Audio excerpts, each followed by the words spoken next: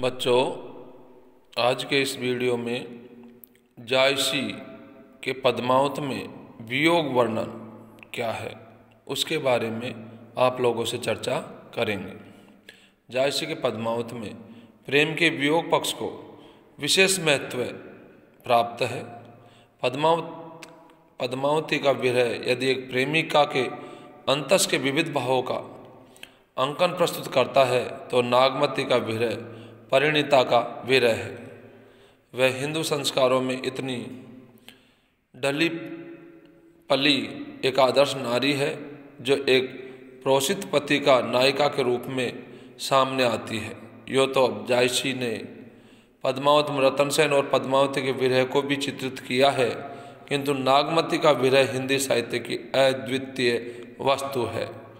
Doctor Dwarika प्रसाद सक्सेना ने कहा है कि नागमती के विरह निरूपण में जितनी गहनता, आकुलता, मार्मिकता, प्रौढ़ता, प्रांजलता, सजीवता, स्वाभाविकता और सुकुमारता दिखाई देती है, उतनी किसी के भी विरह वर्णन में दृष्टिगोचर नहीं होती। इस कारण नागमती का विरह वर्णन विश्व की अनुपम कृति है और इस कारण नागमती की प्रेम वेदना विश्व भर की प्रेम वेदना का साक्षात्कार रूप बन गई है।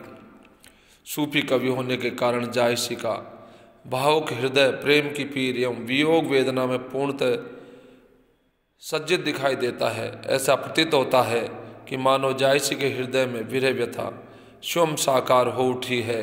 इसी से जायसी विरह वियोग के गीत जितनी मर्म स्पर्शी वाणी से गा सके हैं, उतने अन्य गीत नहीं गा सके। पद्मावत एक विरह प्रधान काव्य है जिसमें जायसी ने राजा रतन सेन की विरह दशा का चित्रण 6 स्थलों पर किया है। प्रथम प्रेम खंड में हीरामन सुआ के मुख से पद्मावती का अलौकिक रूप सौंदर्य सुनकर राजा का मूर्छित हो जाना तथा विरह में लीन हो जाना। दूसरा राजा गजपति खंड में राजा गजपति से वार्तालाप करते समय राजा रतन सेन की वियोग स्थिति का चित्रण किया गया है।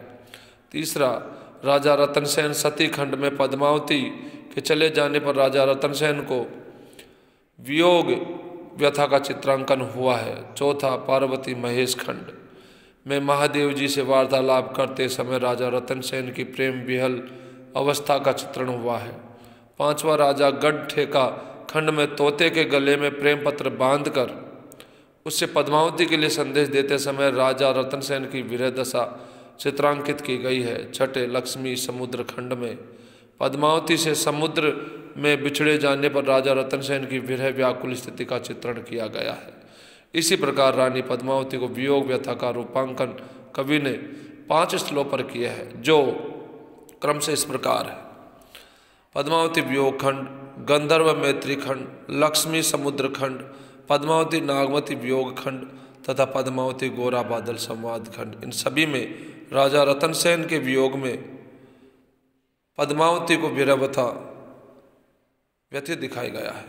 इस प्रकार रानी नागमती का वियोग वर्णन 3 स्थलों पर चित्रित हुआ है, जो क्रम से नागमती वियोग खंड, नागमती संदेश खंड तथा पद्मावती व नागमती विलाप खंड के नाम से काव्य में आता है। इसके अतिरिक्त बाद सालाउद्दीन की विरह व्याकुल स्थिति का चित्रण भी पद्मावती रूप चर्चा खंड में मिलता है, जहाँ राघव चैतन पद्मावती का पूर्ण रूप सौंदर्य की चर्चा बादशाह के सम्मुख करता है, जिसे सुनते ही बादशाह विरह से व्यथित होकर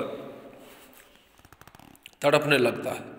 इस प्रकार जायसी ने विभिन्न पात्रों के माध्यम से अपने हृदय में स्थित वियोगाग्नि तथा प्रेम की पीड़ा को अभिव्यक्त किया है।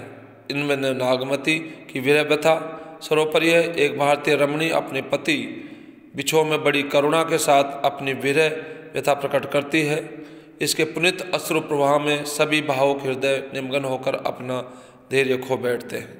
इसलिए नागमती के वियोग वर्णन को हिंदी साहित्य की अद्वितीय वस्तु कहा गया है और विरह निवेदन की दृष्टि से उसे हिंदी साहित्य की अनुपम निधि ठहराया गया है।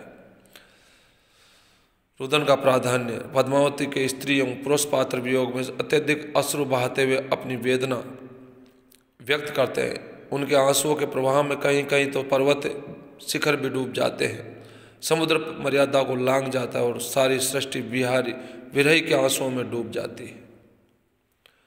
जायसी के विरह की तीव्रता इतनी अधिक बढ़ जाती है कि उसमें केवल विरहिणी ही संतप्त नहीं होती, अपितु सारी सृष्टि उस विरहाग्नि में प्रज्वलित होती दिखाई देती है। नागमती का विरह वर्णन का यह अंश प्रस्तुत है। अस परजरा विरह कर गठा, मेघ साम्य भय धूम हो उठा, दादा राहु केतु का दादा, सूरज जरा चांद जरी आधा। जैसी की दृष्टि में सारा विश्व जड़ चेतन मात्र विरहिणी को अग्नि में ही नहीं जलाता, वरन अखिल ब्रह्मांड में विरह परिव्याप्त है। विरह के आग सूर जरी कांपा, राति दिवस जरे ओही तापा, खनई सरग खिन जाही पतारा, थिर न रहे यहीं आग अपारा। जायसी ने केवल ताप का ही चित्र नहीं किया, अपितु विरह जनों की पीड़ा वेदना कसक की मार्मिका व्यक्ति भी की है। इसी क्रम में नागमती के हृदय में व्याप्त विरह वेदना के कारण उसकी दयनीय स्थिति का मार्मिक चित्र द्रष्टव्य है। विरह बान तस लाग न डोली, सकत पसीज भीजी गई चोली, सूखई हिया हार भाबरी, हरि हेरे प्राण तजय सब नारी। प्रकृति की संवेदना। प्रकृति की जायसी के विरह विदिग्ध पात्रों के साथ पूर्णतः संवेदना प्रकट करती हुई जान पड़ती, इसलिए पद्मावत में पशु पक्षी पेड़ पत्ते पौधे पुष्प लता आदि सभी प्राकृतिक पदार्थ विरही जनों के निकट संबंधी बन गए हैं। साथ ही विरही जनों की व्यथा बड़ी तत्परता के साथ सुनते हैं। इतनी ही नहीं, एक पक्षी नागमती का संदेश लेकर सिंगल द्वीप तक ले जाता है और राजा रतन सेन को नागमती की विरह व्यथा सुनाकर ही चैन लेता है। ले सो संदेश विहंगम चला, उठी आग सिंगरो सिंगला।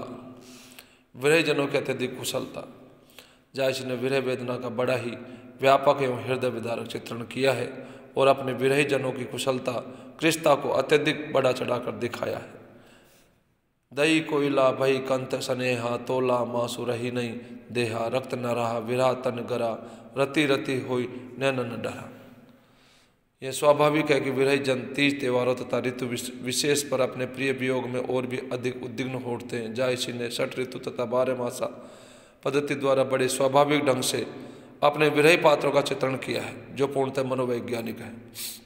कारण संयोग के सुगत उत्सव पर्व त्यौहार सुगत क्षण वियोग अवस्था में दुखदायी हो जाते हैं। जायसी ने नागमती की विरह व्यथा तथा विषम वेदना का चित्रण इस प्रकार किया है।